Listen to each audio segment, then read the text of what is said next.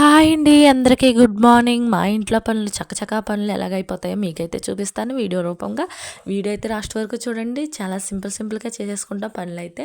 రమ్య లేవగానే పక్కలెత్తమంటే చక్కగా పక్కలైతే చాలా శ్రద్ధగా వేసి మడత అయితే పెట్టేస్తుంది. నేను వాళ్ళ కోసం అయితే అట్లయితే వేస్తున్నానండి.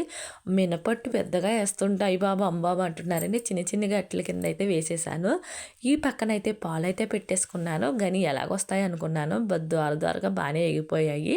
వాళ్ళకైతే ఆ టిఫిన్ రెడీ చేస్తూ ఉండగా ఇంకా ఆవకాయ పచ్చడి వేసుకుని అయితే తినేయమంటున్నానండి.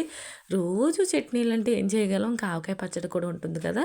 ఒక్కొక్క రోజు అట్లతో సర్దుకుపోవాలి. ఇంకా పాలైతే పక్కనైతే పిల్లలకి పెట్టేసి సామానమైతే పక్కన సింక్‌లో వేసుకున్న సామానమని ఒక్కొక్కటి శుభ్రంగా చేసేసుకున్నామనుకో గొడవ ఉండదు కదండీ! సామాను శుభ్రమైతే చేసేసాం. పని తక్కువగా ఉంటుంది కదా! ఇంకా మా అత్తగారైతే బట్టలకైతే సబ్బెట్టేసి ఇంక బట్టల డ్యూటీ అయితే మా అత్తగారు ఇచ్చుకుంది. రమ్యకి రొంపగా ఉందని ఇంకా టాబ్లెట్లు వేసినా తగ్గుతలేదండి. ఇంక నేనైతే ఆవిరి పెట్టాను.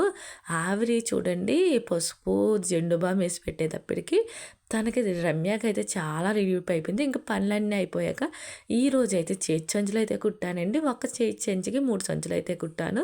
అయ్యో చూడండి సంచులైతే చాలా బాగా వచ్చాయి. చిన్నప్పుడు నేర్చుకున్న మా నాన్న దగ్గర అయితే ఇప్పుడైతే నాకు పనుంటే ఎలాగైనా సెట్ అవుతుంది కదండీ! మనం పని నేర్చుకోవాలి. ఇంకా రమ్య చూడండి కోన్ ఎంత అందంగా పెట్టుకుంటుందో. Bye bye friends.